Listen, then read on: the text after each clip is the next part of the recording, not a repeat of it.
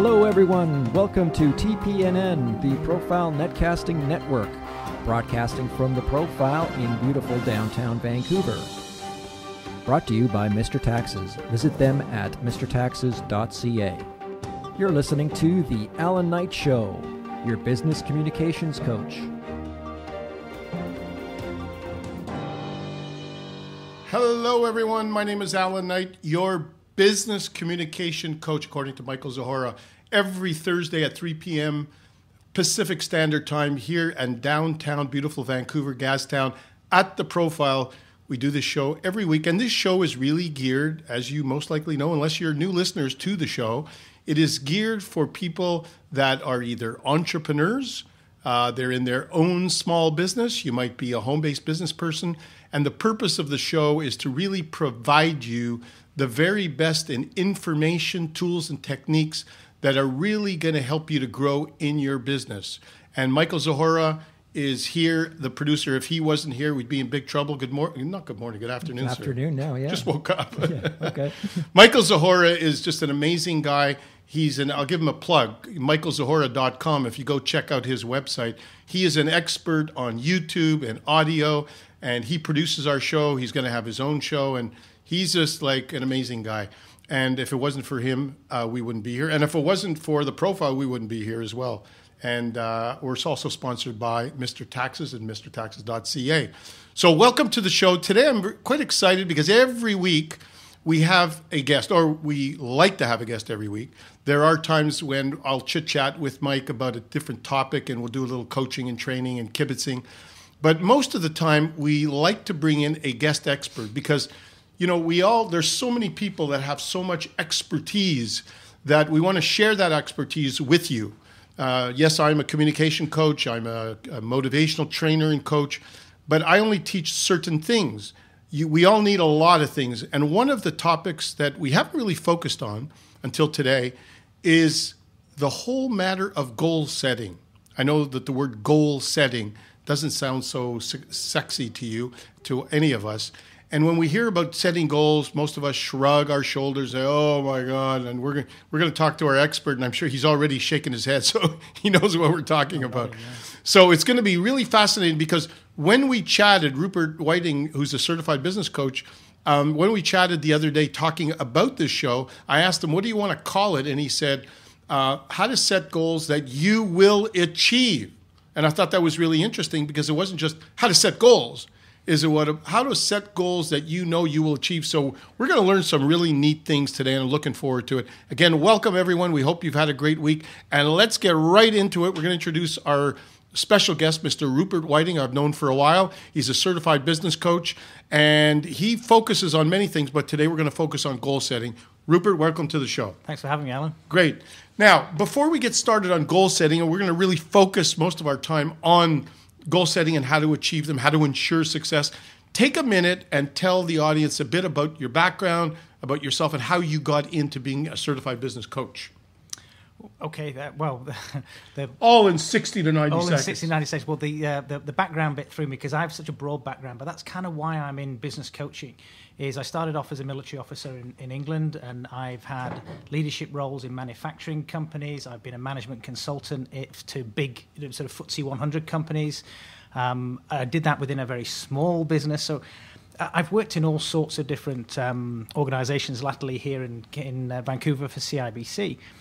And I wanted to bring that breadth of experience to bear. And I asked myself the question, what's the way I can add most to the world and my community? And it was through business coaching. So good. In a nutshell, that's why I'm a business coach. And I focus on entrepreneurs, business owners who are successful to a degree, successful in their own right, but they know that there's a next level to go to. Get to the next level. Get to the next level. And I hate that. There's such a trite phrase, but get beyond where they are. They're at a plateau and they don't know how to get off it without some help. It's the reality. Now, when I asked you for a compelling title, you chose setting goals that you will achieve. Yeah. Now, first of all, tell us, why did you choose goal setting? I'm assuming that if you chose it, it's because it's a real issue out there. But tell us why you chose that one. It's a massive issue, and it's the thing that I get most fast results with my clients on, Allan, in that most people, a lot of people, have wishes, they have desires, they have directions that they're heading in, but they don't have goals. And then when I started looking at it and looking at my own life, I realized that I've achieved a lot of goals. Maybe I didn't call them goals at the time, but there was a bunch of things that I'd done, avenues I'd set off down, and maybe you can relate to this, avenues I'd gone off down and I hadn't completed on them. Mm-hmm. And I was really curious as to how come I succeeded at this. One of them would be emigrating to Canada, for instance, but how come I was not an international rugby player, mm-hmm. right? What was the difference between the two? Because I held them both equally passionately for a while, and I now know, and I want to tell people about it. Wow. Now, this would be an excellent time to distinguish between what we could call vision and goal setting. Right. Because unless we do, people can get confused about it. So could you first clarify that? There's a difference between me have a vision that I'd like to be a syndicated talk show host throughout North America versus have a goal that I want to lose 5 pounds in the next month. Right. Could you distinguish between vision and goals? Yes, in that for me, a vision is part of a goal. A vision is the end state. And it can be very, very specific, but a vision is literally that. It's the picture. It's the description of the end state. The goal is everything it's going to take, or the way I teach it is, it's everything it's going to take to get there. The little steps to get to the big picture. Right. So in other words, the vision is the dream, but you got to have a strategic plan of action to get to the dream. Yeah. So within there's a vision, there's a plan, there's all sorts of other things that go into it, but. If you don't have a vision, you can't have a goal. Right. And yeah, so to me, they're linked in that way. Right. Now, tell us. You have coached, obviously, and trained a lot of people in your life. Yes.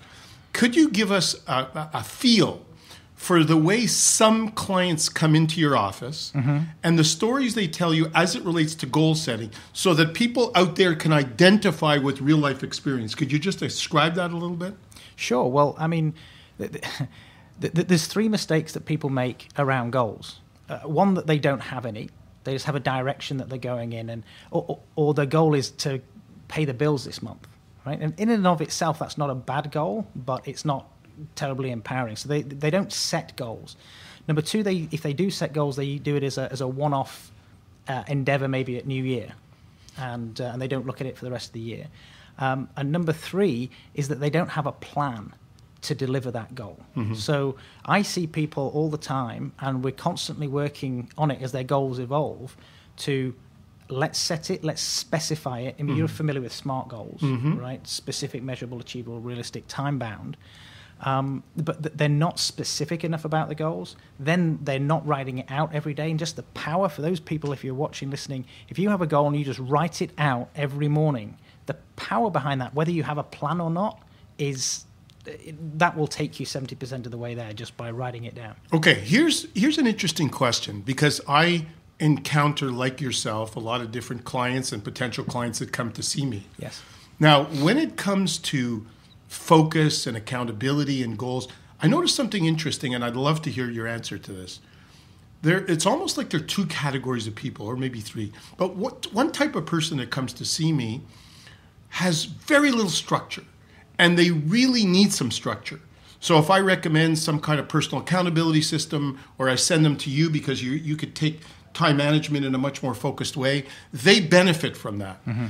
But there are a lot of other people that are free spirits, and they say, I never had any goals. I just go for it, and I do it, and I build my business, and if I have to delegate, I'll delegate. And they don't want to take the time to say, I'm going to exercise 3 times this week. Or how would you address that issue?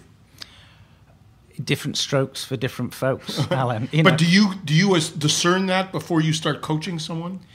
Yes, I mean, it's part of our assessment. I wouldn't turn either down, because I don't think either is wrong. Right. I think that you can be successful just by going for it. Right. But equally, I have a killer kind of coaching question, which is, how's that working for you? Right. Now, if somebody's super successful and they say, hey, I never set plans, I never set goals for myself, I just do whatever feels good in the moment. Right. And I say, how's that doing for you? And he says, well, I'm talking to you from Barbados and my 5th house around the world, and I've got millions in the bank. It's doing all right for him. It's working for him, but the average person... But the average person, right. They need that structure. That's a good answer. Yeah. That's good. What would you say are the top 1, 2, or 3 reasons that most people are not really good at keeping their goals? So, great question. So, God, I feel good. I just got a compliment. Number one is they set off on too many goals they're not passionate about. Too many goals that society or whatever has made them feel that they should pursue. Wow. Right? So if you're not super passionate about it, there's not a big why, not a big purpose, as Tony Robbins would call it, a purpose, then this is one of the reasons why I say that I can predict the goals that you're going to meet, is right at the beginning we say, what's in it for you and why are you doing this? Because if it's not super strong, you'll not follow through. Right. The next one would be that they haven't really established where they are relative to that goal. Okay, so I'm a big fan of, if you have a role model or somebody's walked that path in front of you, great, you can do it too. Right. But maybe not starting from where you are. Maybe there's an interim goal that you need to get to, which reduces you just as much. So people are unrealistic about the gap between where they are and the goal. So prioritization as well, is that part of it? Yes, I mean, it's the prioritization comes from the passion. Let's do the things you're super passionate about. Right. But then also let's do the things that we can achieve. Now, I don't want to be shot for being the guy who says you can't achieve anything, but there's a logical order. I use the example of climbing Everest. Right? If you want to climb Everest, you better go do the grouse grind a few times. Just check that, that your sore legs is something that you're prepared to put up with, because this kind of comes to the third point: is people haven't really established what am I going to get out of it, all this purpose and all the upside, and then they haven't considered enough the downside of going after this goal. Because we're talking here, guys, about big goals, not what am I going to eat tonight? Big goals, hairy goals, life-changing goals. There's the price to pay. And I think people underestimate the price they're going to pay, which is why they then quit halfway down the road. Right. And I'm saying, you could do that in your pajamas. You could have said, the price I'm going to pay is far outweighs the benefit I'm going to get. It gets to the point of why what you do and what I do complements each other. Because, and I think you'll agree with this, I teach people how to get fed up and mentally tough. Because if you don't have that mental toughness and inner fitness the way I teach it at a depth level, then all the goal setting in the world is not going to work. And people know that every January when they go to the fitness club, and then 80% of them drop out. Right. So you got to have that inner gut courage and determination to do it. My old business partner passed away 5 years ago. He said, a man, a woman has to do what they have to do to make it happen. They have to do the little things every day to. That was very true. Oh, absolutely. And I don't know who the guy who quoted it, who the quote was from, but Brian Tracy uses this. He says it's goal setting simple. Determine what you want clearly, and then determine to pay the price required to do it. That's it. It's all you need to do. And that's certainly, I have a 12-step process. That guy's got a 2-step process. But understanding those obstacles ahead of time. Sometimes easier said than done, because if the person knows that intellectually, at least that's what I find, is that you can know what you need to do. You might even think you're ready to pay the price, but you're going to pay the price in day-to-day action. A lot of people haven't worked enough on themselves, and if they don't work through getting rid of some of the past crap and getting so determined to do whatever they do to accept and love themselves and respect themselves enough to act on those things. That's why they go perfectly together. And this is why my 12-step process is relatively powerful, because it builds on all that sort of stuff. Absolutely. One of the obstacles is I've got to get out the habit of being me. Right. In order to, if I want something I don't have now, this is a John Assaraf quote, if I want something I don't have in my life now, I've got to get out the habit of being me, because that's got me what I've got, right? So I totally agree with you.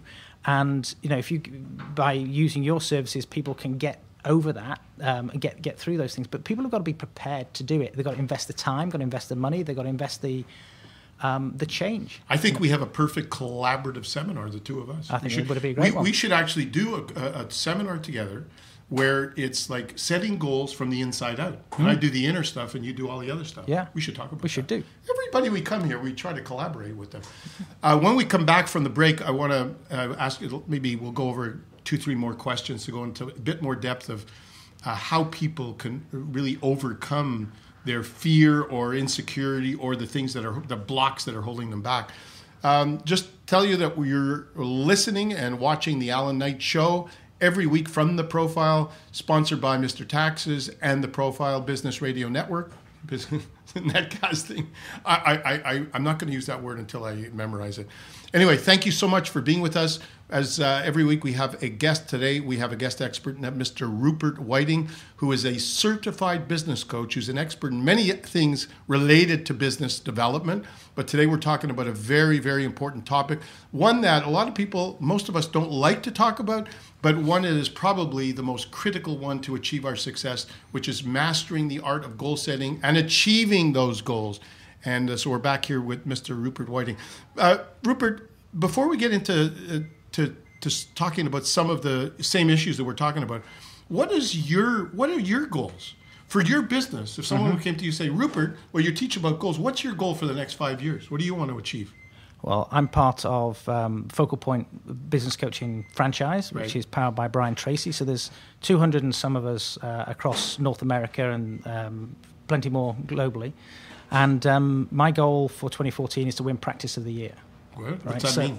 Well, it means that at our conference in September 2014, that somebody steps up and gives me the big cup, and I take it away from somebody else. And I know what it's going to take to do that. I know it's a heck of a lot of work. And but that's the sort of thing that gets me out of bed in the morning. Right. You said something earlier, which is interesting. You said that a lot of people are get into a career that is not their true passion. Yeah. They might have had a lot of pressure from the outside, from their family, and they end up it could be a dentist sitting there knowing that wasn't their true passion. And I think that's one of the reasons that the highest suicide rate is dentists. Well, it's funny you should mention dentists because they're a major target market of mine personally. But that actually, thank goodness, is a fairly old statistic. It's a bit of an urban myth, I believe. Okay. I mean, I believe it was true back in the 70s, but not so much now. But you know what's fascinating is goals are not just related to our business goals, our personal goals. And I was on the phone with somebody I know from back east, and she was talking about a relationship that she's had for the last 2 years. And about 6 months ago, she was referring to this relationship. She said, I have a pattern, Allan, that I'm with a guy for 2 years, and then I get tired. And the same thing happened. I said, well, describe the relationship to me. Well, it has some things, but it's missing this, and this. I said, well, why do you stay in it? Well, because it works for me now. I said, okay. Last week, she calls just about crying, saying, he doesn't love me. And then when we talked about it, the reality, I said, I told you 6 months ago that this wasn't the ideal type of person you really want to be with, and now you're paying. And now she realizes that she has never raised the bar to really commit to achieving a relationship or attracting a relationship where she could be adored and loved like at a high level. So it's very much the same thing as you were saying. It is, and it's about sort of being really specific about what that is that's going to fulfill you in the long run. So Wes, that gentleman might have had, I assume he was a gentleman, might have had some majorly positive qualities. If he was missing some things clearly he was missing some things that she needed, right? So it's the specificity. I've got an interesting goal-setting relationship story for you. Working with a client, and he said, this goal-setting stuff's great. And he had really accelerated his career as a result. He says, can I do it to get a girlfriend? Of course you can, absolutely. So he then goes away and rings me like 10 days later. He'd been on the road. He says, you won't believe this. I've met this girl. She's fantastic. I knew her in college, and we met up to 20 years later, and blah, blah, blah. It's going great. This is so great. Then he rings me again about another 3 weeks later. He says, the one thing about it is she's got kids, and I don't think I'm up for step kids. I said, okay, well, what did your avatar say? And in this particular case, the avatar was the definition of his ideal woman. What did it say about whether she had kids or not? He says, I wasn't specific about that. Right? He didn't list his deal breakers. He didn't list his deal breakers, absolutely, and didn't get specific on it. And it's the same thing with any goal, whether it's career, business, financial, whatever. What are your deal breakers? It's fascinating. Yet about a week ago, I was with having a meeting with a lady who's probably in her late 40s, very intelligent, been single all her life, and very, very professional, very successful. And I said, have you ever had kids or wanted kids? She said, no, I love kids, but I never wanted kids. And she said, a lot of people think I'm selfish, but I don't feel that way. I feel that that's what I want to live. And she said, a lot of young girls ask her about, should I have kids? You know, she has an interesting answer. She said, actually, I recommend you don't unless You have a strongest desire in the world to do it. And I would add one thing, that you work on yourself to such a level that you attract a quality man who's going to be the right fit for you, and don't just jump into bed with somebody and then wake up and you're 2-3 kids later single like so many people are today. And that's a great point. If I can borrow shamelessly from Darren Hardy, the publisher of Success Magazine, he tells a story of how he decided who he wanted in his life. And this goes for those listening and watching for anything, you know. So if he used it in a relationship, but you could use it in the business. Get really specific on what he wanted in his lady in terms of looks and style and connections and sense of humor and how many kids they wanted and where they wanted to live and all that kind of stuff. And then he went and sat down. Who do I need to be to attract that person? Yeah. Right? And I think it's the same thing with business. If I want $1 million business or a $10 million business, who do I need to be the CEO of that business? Instead of what do I need to do to get it? Yeah. That makes sense? And you know what's amazing, Rupert, is this is not like it happens overnight. There's a process here. And I know myself, you know, I'm pretty motivated, I'm pretty committed. But even in the last month, I've raised the bar on all the activity and the focused activity I'm doing every day to make it. Now, maybe it's because I'm getting older. I don't know. Time's running out. Oh. Now, we've run out of racetrack. This has been great. I've really enjoyed this, and you're going to have to come back. But why don't you tell the audience where they can get to know you, website, email, address, whatever you want to tell them. Go ahead. The best place, thank you. The best place to get hold of me is rupertwhiting.com. That's RUPERTWHITING.com. And that's got all my other contact details on it. It's got my blog, and you can follow me on Facebook and Twitter that way, or LinkedIn. Wow. But yeah, I'd absolutely love to hear from anybody about the goal setting. I run goal setting courses all the time, and for me, it's the fundamental, and it's the cheapest, most cost effective way for somebody who's like banging their head against that glass ceiling of their business to take the next step is to understand how to set goals. Thank you, sir. You were great. I really appreciate it. Thank you very much. We'll have to come on again. Yeah, take care. That was Rupert Whiting, certified business coach. I don't know about you, but I found this fun. I thought goal setting was going to be boring. Mike, wasn't it good? It's awesome. I really enjoyed it. We'll have to bring Rupert back. So here's the deal. It's called Walk the Talk Radio. This show is Walk the Talk Radio. This is not just about words and theory. It's about taking consistent action. So what did we learn from Rupert? The importance of having direction, having a strategy, having a plan, and taking action. So I'm challenging all of you. What is one thing you're going to do in your business or personal life this week to ensure that you've raised the bar in it? And I'd like you to email us at allan@allanknight.com or get onto our website. Thank you for listening. Look forward to seeing you guys all next week. Drive carefully and have a great week. Take care, everyone.